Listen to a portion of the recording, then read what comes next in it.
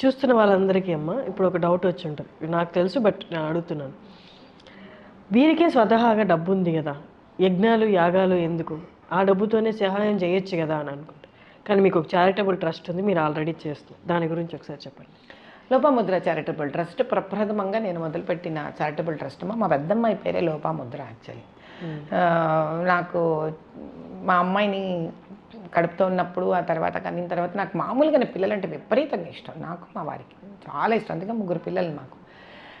అయితే అక్కడ మొదలు పెట్టుకొని మేము ఎంతోమంది బీద పిల్లలకి, అంటే కాన్పులయ్యి పాపం ఆర్థికంగా ఇబ్బంది ఉండి ట్రిప్లెట్స్, క్వాడ్రిప్లెట్స్ ఇలా పిల్లల్ని కని వాళ్ళని పెంచలేక వదిలేసి వెళ్ళిపోతామన్న విషయాలు నాకు మా వారి ధ్యాసలోకి వచ్చి వాళ్ళకి 5 ఏళ్ల పాటు నెలకు 5,000, 10,000 అలా చాలామందికి పంపించాం మేము. వాళ్ళ కాన్పుల కష్టమైతే మేము కార్పొరేట్ హాస్పిటల్స్కి డబ్బులు ఇచ్చేసేవాళ్ళం. చదువుల కోసము వరదలు వస్తే వెళ్ళడము, అసలు ఎముకలో సున్నం ఉండేది కాదు. అలా ట్రస్ట్ పేరు మీద ఏంటి సుమారు 2,000 చిల్లర గ్లోవ్స్ మన బోర్డ్స్, రోడ్ డివైడెడ్ బోర్డ్స్ వేయించాం మేము సిటీ మొత్తం. ఎన్నేళ్ల క్రితం అనుకుంటారు? 16 ఏళ్ల క్రితమే. కర్నూలులో వరదలు వస్తే చాలా నక్సలైట్ ఏరియాస్కి వెళ్ళి మరీ ఫుడ్ డిస్ట్రిబ్యూట్ చేశాను నేను వెళ్ళి ఒకటే అడిగాను. అప్పుడు ఆంజనేయులు అని ఉన్నారు ఒక ఆయన, మన మన ఐపీఎస్ ఆఫీసర్, తర్వాత ఆంధ్ర స్టేట్కి కూడా ఆయన టీఏజీ అయ్యారు. నాకు ఇట్లాంటివి కాదండి, ఎక్కడైతే ఎవరూ వెళ్ళరో నాకు ఆ ఏరియా చెప్పండి అంటే, అక్కడంతా యూజువలీ నక్సలైట్స్ అంటారమ్మా అంటారు. వాళ్ళు మనుషులు కాదా, ఏం చేసి కొరకు తింటారంటే, అమ్మ నీకు అన్నం తెచ్చాను తల్లి అంటే కొరకు తింటారా వాళ్ళు ఎవరైనా? ఎవరిలో ఉండదండి మానవత్వం. వెళ్ళాను నేను కర్నూలు అవుట్స్కర్ట్స్ దాటుకొని వెళ్ళాను. You will be surprised, I only found love there. నాకు ఏమనిపించలేదు నిజంగా. పైగా చిన్న నవారు మంచం వేసి నన్ను కూర్చోబెట్టి వాళ్ళు అల్లరి నాకు ముందంటే నా ముందు స్కూల్ ప్రిన్సిపల్ లాగా కరుపరిచే వాళ్ళని తిట్టి లైన్లో నిలబెట్టి నాకు ఎక్కడైనా ఇదే పని. నాకు అసలు నాకు ఆ క్వాలిటీ లేదు నా మైండ్లో, నెగిటివిటీని సర్చ్ చేసే క్వాలిటీ లేదు బేసిక్గా నాకు. తిడతానండి, తప్పు చేస్తే గట్టిగా బెదిరిస్తా.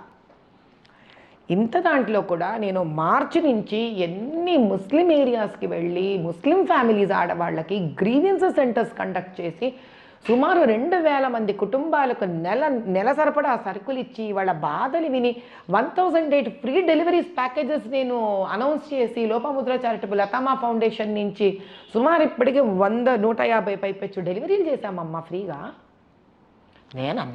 నాకు భగవంతుడు అదే అంటాను, ఎక్కడుంది హైందవత్వం? మన నడవడికలో ఉంది.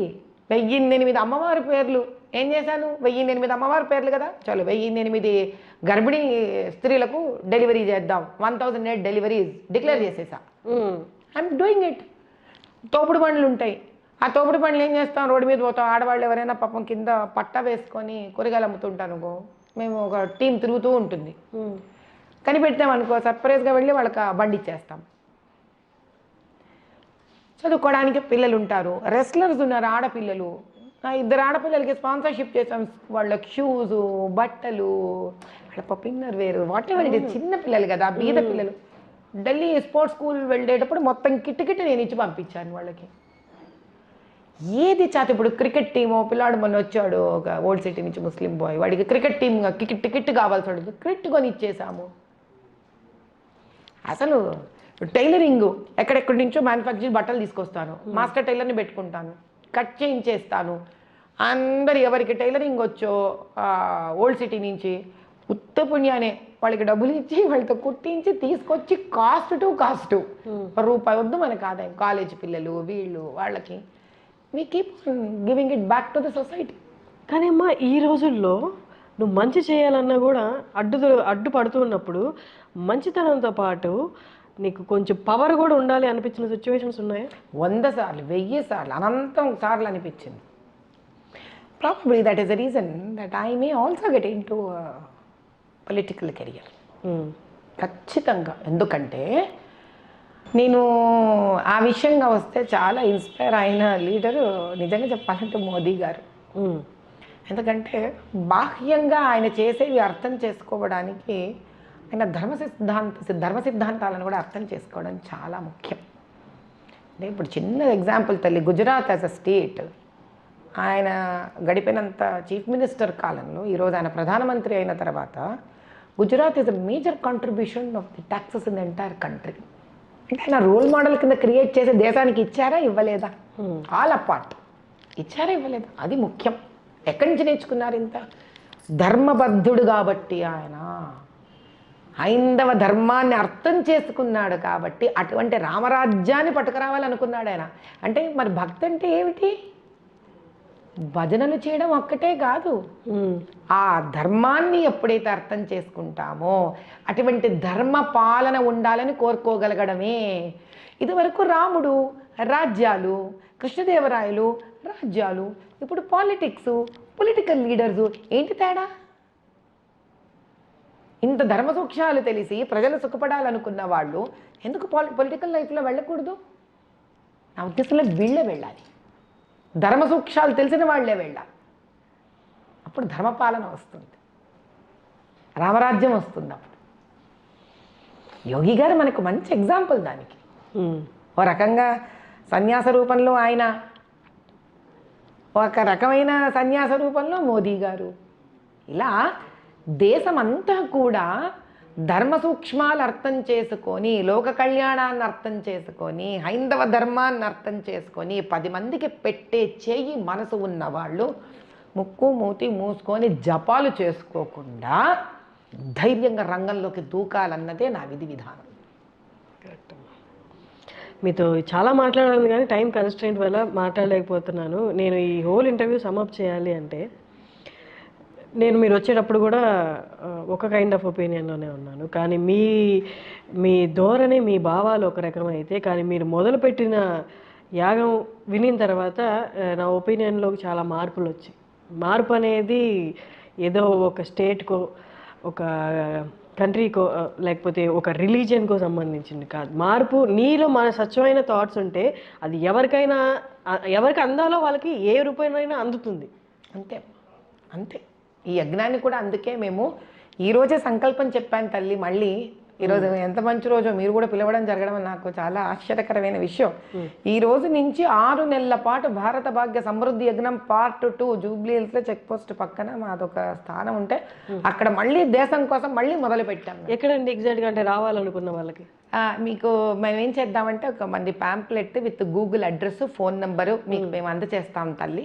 అది చెక్ పోస్ట్ మీకు పెట్రోల్ బంక్ ఉంది కదా, పెట్రోల్ బంక్కి ముందు వీధి కానీ, పెట్రోల్ బంక్ తర్వాత వీధి కానీ, అక్కడి నుంచి మీరు వచ్చేస్తే నేరుగా మీకు యజ్ఞస్థలానికే వచ్చేస్తారు మీరు. ఓకే, చాలా ఏంటమ్మా ఈ 6 నెలలు చేయబోతున్నది ఏంటి? భారత భాగ్య సమృద్ధి యజ్ఞం. మళ్ళీ దేశము సమృద్ధి వైపు వెళ్ళాలని, సుభిక్షం వైపు అంటే ఏంటి? డిఫెన్స్, ఎడ్యుకేషన్, ఫైనాన్స్, సనాతన ధర్మం, దాని తర్వాత మీకు ఇన్ఫ్రాస్ట్రక్చర్, హెల్త్, R&D. ఏదొద్దమ్మా దేశానికి? మనకి గొప్పతనం ఏంటంటే ప్రతి ఒక్కొక్క దానికి మనకి తద్వారా దేవుళ్ళు దేవతలు దాన్ని బలపరిచేది అన్ని రకాల విధి విధానాలు మన దగ్గర ఉన్నాయి వేదోక్తంగా. ఇదే కాకుండా ఇటువంటి స్థానంలో పౌరుడు కూడా, అంటే ఒక వ్యక్తి కూడా అభివృద్ధి చెందాలి. ఇదివరకు కూడా నేను చెప్పున్నాను చాలా ఇంటర్వ్యూస్లో. గురజాడప్పారావు గారు చెప్పింది దేశం అంటే మట్టి కాదో, ఈ దేశం అంటే మనుషులో అని. కానీ దేశం అంటే మట్టి మనుషులు ఇద్దరూ నమ్మే వ్యక్తిని నేను. I go to the next level. అంటే మన శరీరానికి ఉన్న అవసరాలు వేరు, శరీరంలో ఉన్న సెల్లుకున్న అవసరాలు వేరు. Cell also has to be healthy, your body also has to be healthy. కాబట్టి దేశం ముందుకు వెళ్ళాలంటే దేశం కావాల్సిన కోరికలు మనం దాన్ని భగవంతుడి నుంచి కోరుకోవాలి. తద్వారా ఒక వ్యక్తి, అతని కుటుంబము, ఆవిడ కుటుంబం కూడా సుభిక్షంగా ఉండాలని కోరుకోవాలి. They're all both inter related.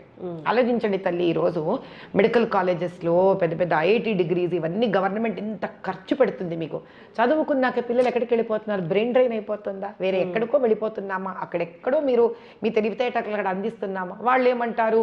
ఇక్కడ R&D గొప్పగా లేదు అంటారు. ఇది గుడ్డు ముందా కోడి ముందా అంటే ఏం చెప్తాము? మనము గవర్నమెంట్కి సహకరించాలి, గవర్నమెంట్ మనకు సహకరించాలి. ఈరోజు నేను ఎందుకు యాగం చేయాలి అనుకుంటే ప్రతి పౌరుడు తనదైన స్థాయిలో ముందుకు ఒక అడుగు వేస్తే, అలా వేసిన శక్తికి దేశం ఒక శక్తి వేస్తే పురోగమనమే కదా తల్లి, ముందుకే వెళ్ళిపోతుంది ఆ దేశం. మీ ఇంట్లో వాళ్ళ సహకారం ఎలా ఉంటుందమ్మా మీరు చేపట్టబోతున్న ఈ యజ్ఞాలకి, మీ హస్బెండ్ వైపు నుంచి? ఆయన సహకారమే లేకపోతే తల్లి ఈరోజు నేను నీ ముందు కూర్చొని ఉండేదాన్నే కాదు. It is very important for all of us to understand that there are 2 types of success in life. ఒకళ్ళు అగ్రెసివ్గా రేజ్తో సక్సెస్ చూపిస్తుంటారు. వాళ్ళ ఇమోషనల్ స్టేటస్ బట్టి మనకు అర్థమైపోతుంది ఏమని, వీళ్ళు పాప ఎవ్వరు వెంట రాక దెబ్బతిని కష్టపడి వీళ్ళు వచ్చారని. నాలాగా అటు యజ్ఞాలు, యాగాలు, మెడికల్ క్యాంపులు, దాని తర్వాత స్పీచ్లు, దాని తర్వాత బ్లడ్ డొనేషన్లు, కానుపులు, వారి సహకారం లేకపోతే అవుతుందా తల్లి ఇంత పెద్దది? ఆయన సంపూర్ణంగా ఏంటంటే ఆయన గొప్పతనం ముందుకు రారు, ఆయన ముందు పడరు. ఒకసారి వారి గురించి చెప్పండి. ఆయన పేరు విశ్వనాథ్ గారమ్మ. ఆయన ఐఐటి చెన్నైలో మెకానికల్ ఇంజనీర్. ఆయన ఆ తర్వాత వారు ఐటీ కంపెనీ మా వివాహానికి ముందే మొదలుపెట్టారు. దాన్ని పబ్లిక్ లిస్ట్ చేశారు, విరించి సాఫ్ట్వేర్ అని.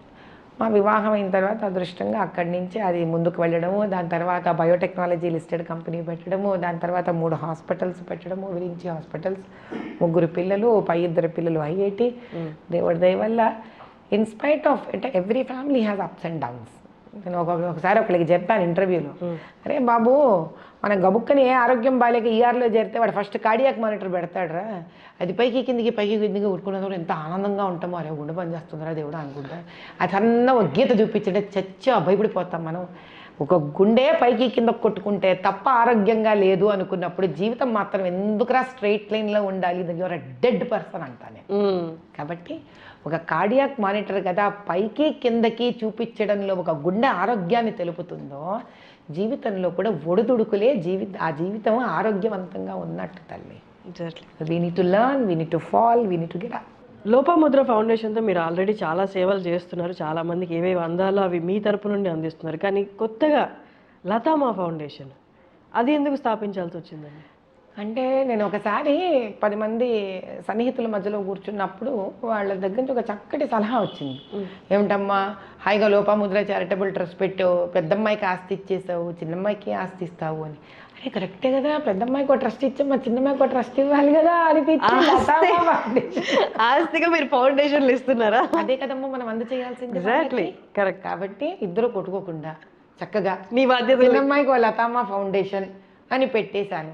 పెట్టేసి తద్వారా అక్కడి నుంచి ఓల్డ్ సిటీలో అక్కడి నుంచి అగ్రెసివ్గా ఒక 1008 కాన్పులే అవ్వనివ్వండి, గ్రీవియన్స్ సెంటర్స్ అవ్వనివ్వండి, రేషన్ పంపకం అవ్వనివ్వండి, కుక్డ్ ఫుడ్ భోజనాల పంపిణీ అవ్వనివ్వండి, ఏది చేస్తున్నా ఇప్పుడు లతామా ఫౌండేషన్లో అన్నీ హ్యూమన్ రిలేటెడ్ మానవ సేవ. లోపముద్ర చారిటబుల్ ట్రస్ట్లో ఇప్పటిదాకా మానవ సేవ చేశాను కాబట్టి దాన్ని మాధవ సేవ కింద అలా విభజన చేసేసాను. ఇప్పటిదాకా దాంట్లో మానవ సేవ చేశాను. అంటే వరదలు కాదు, డ్రౌట్స్ కాదు, అసలు విపరీతంగా చేశాను. ఏంటి ఈ 2000 బాత్రూముల కన్స్ట్రక్షన్ మా మామగారి ఆధ్వర్యంలో మేము హిందూపూర్ అంతా కన్స్ట్రక్ట్ చేసాం. బొడగట్లపల్లిలో ఒక గ్రామాన్ని మేము దాన్ని అడాప్ట్ చేసుకొని గర్భిణీ స్త్రీలకు కొన్ని నెలల పాటు వాళ్ళకి మేము అందజేసాం. విశ్వనాథ ఫౌండేషన్ అని అదొకటి ఉంది, మళ్ళీ మా మామగారు స్థాపించింది. ఇంకా ముందుకు మా అబ్బాయి దాన్ని టేకప్ చేయాలని కోరుకుంటున్నాను. 3 ఫౌండేషన్స్ అంతే మరి ఇవ్వాలి కదమ్మా. అలా ఇప్పుడు మాధవ సేవ అంతా లోపముద్ర నుంచి, మానవ సేవ లతామా ఫౌండేషన్ నుంచి. మావయ్య గారు పాపం వారు ఇంకా చాలా చేస్తూనే ఉన్నారు. వారు విశ్వనాథ, వాళ్ళ నాన్నగారి పేరు మా వారికి పెట్టుకున్నారు. వారి పేరు రామకృష్ణ పరహంస గారు, అది మా అబ్బాయికి పెట్టుకున్నాం. మా అబ్బాయి పేరు రామకృష్ణ పరహంస. సో అలా ఆ విధంగా తర్వాత వాడు టేకప్ చేస్తాడు అని ఒక అంటే ఆలోచన ఖచ్చితంగా నా మనసులో ఉంది. కానీ అది వాడు టేకప్ చేసేటువంటి సంస్కారం ఇచ్చే బాధ్యత నాకు ఉంది. ఆ విధంగా 3 పిల్లలకి 3 ట్రస్టులు.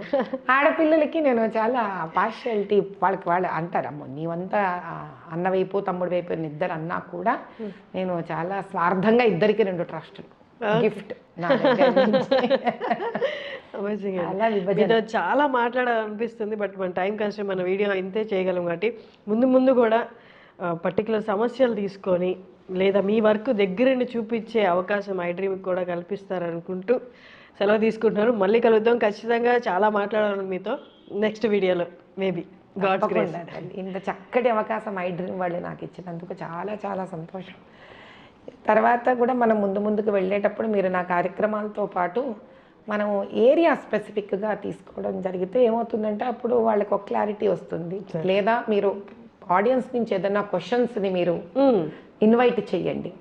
ఆ క్వశ్చన్స్ కూడా 15 క్వశ్చన్స్ మీకు అయినప్పుడు తద్వారా కూడా మనం వాటిని చేతనైనంతలో ఖచ్చితంగా అన్నిటికీ నా దగ్గర సమాధానం ఉండకపోవచ్చు, నేను కొన్ని నేర్చుకుంటాను, నా దగ్గర నుంచి తెలుసుకున్నప్పుడు వాళ్ళు కొన్ని తెలుసుకుంటారు. ఖచ్చితంగా ఖచ్చితంగా. Thank you so much. సంతోషం.